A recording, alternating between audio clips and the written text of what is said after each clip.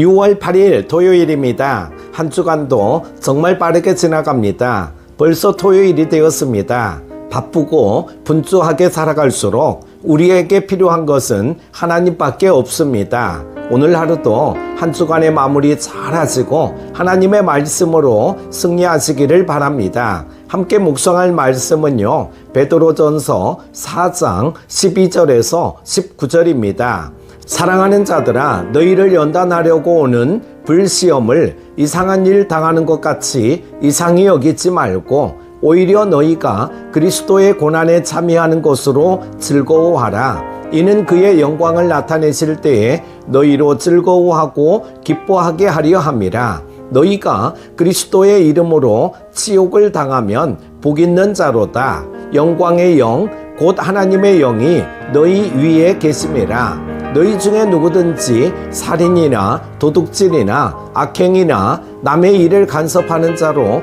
고난을 받지 말려니와 만일 그리스도인으로 고난을 받으면 부끄러워하지 말고 도리어 그 이름으로 하나님께 영광을 돌리라. 하나님의 집에서 심판을 시작할 때가 되었나니 만일 우리에게 먼저 하면 하나님의 복음을 순종하지 아니하는 자들의 그 마지막은 어떠하며 또 의인이 겨우 구원을 받으면 경건하지 아니한 자와 죄인은 어디에 서리요. 그러므로 하나님의 뜻대로 고난을 받는 자들은 또한 선을 행하는 가운데에 그 영혼을 미쁘신 창조주께 의탁할지어다. 아멘.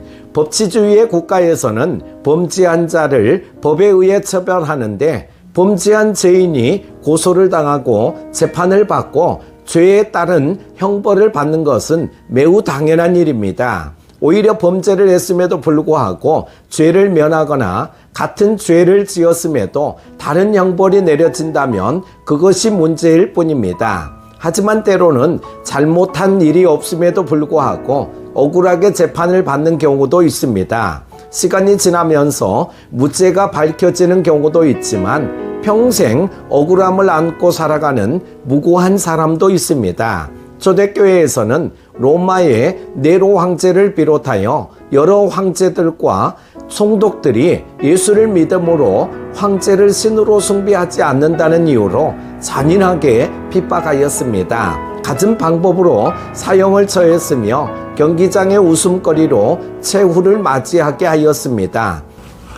12절에서는 지금의 핍박의 연실을 불시험이라고 표현하고 있습니다. 마치 용광로에 금의 원석을 넣음으로써 순금을 만들어내는 과정과 같다는 의미입니다.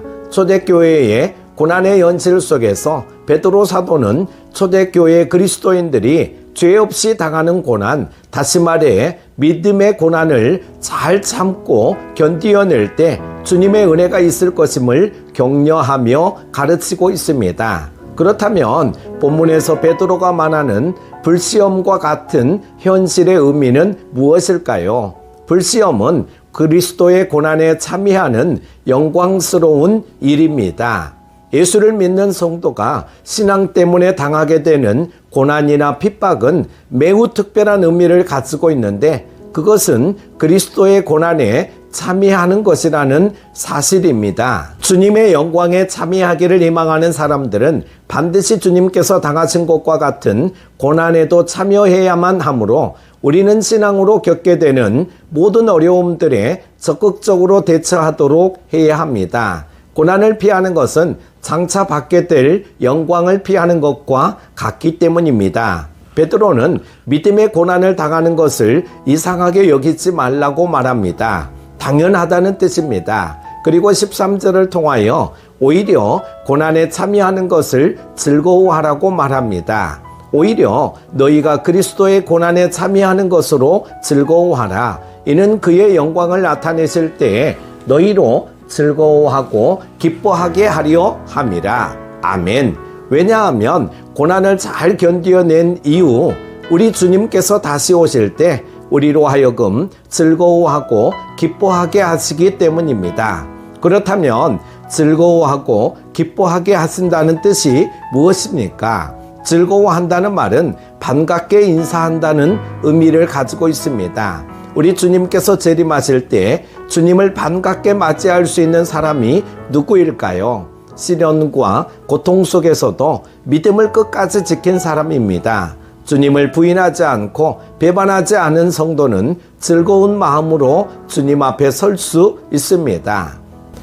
또 기뻐하게 하신다는 말은 크게 소리 지르며 외친다, 영광스럽게 한다는 뜻을 가지고 있습니다. 지금은 고난을 당했지만 주님 다시 오시면 큰 소리로 주님의 이름을 부르며 즐겁게 인사하며 맞이할 때 우리 주님은 믿음을 지킨 우리를 영광스럽게 하실 것입니다. 지금의 현실은 예수를 믿음으로 인하여 고난을 당하지만 우리 주님 오실 때는 영광의 구원과 영광의 부활을 맞이하게 될 것입니다. 요한은 계시록 2장 10절에서 베드로가 말한 것과 같이 즐거워하고 기뻐하게 될 일을 이렇게 표현하고 있습니다. 너는 장차 받을 고난을 두려워하지 말라. 볼지어다 마귀가 장차 너희 가운데에서 몇 사람을 옥에 던져 시험을 받게 하리니 너희가 10일 동안 환난을 받으리라. 내가 죽도록 충성하라. 그리하면 내가 생명의 관을 내게 주리라. 아멘. 성도가 예수를 믿는 믿음 때문에 고난을 당하는 것은 당연한 것입니다. 왜냐하면 세상은 우리로 인하여 복음이 전파되는 것을 싫어하기 때문입니다. 그러나 베드로는 당연한 고난을 잘 참아내면 우리 주님 다시 오실 때 반갑게 즐겁게 인사하며 맞이할 것이요 영광스러운 생명의 관을 우리에게 주실 것임을 확신하며 가르쳐주고 있습니다. 오늘 하루도 믿음의 고난이 오거든 생명의 관을 주신다는 말씀을 기억하며 오히려 즐거워하고 기뻐하시기를 바랍니다. 오늘 하루도 승리하십시오. 기도합니다. 하나님 아버지, 초대교회의 성도들과는 또 다른 모습으로 여전히 우리를 넘어뜨리려는 죄의 유혹과 고난이 있습니다. 다양하게 우리를 괴롭히는 사단의 계략을 오늘 또 깨어있어 기도하며 말씀 가운데 이겨내어 마지막에 주님께서 주실 영광의 생명의 관을 쓰는 복을 누리게 도와주옵소서. 오늘 하루도 승리케 하여 주실 주님을 찬양하며 예수님의 이름으로 기도드립니다. 아멘. 오늘 함께 기도할 제목입니다. 첫 번째, 다시 오실 주님을 생각하며 고난 가운데 즐거워하고 기뻐하게 하옵소서.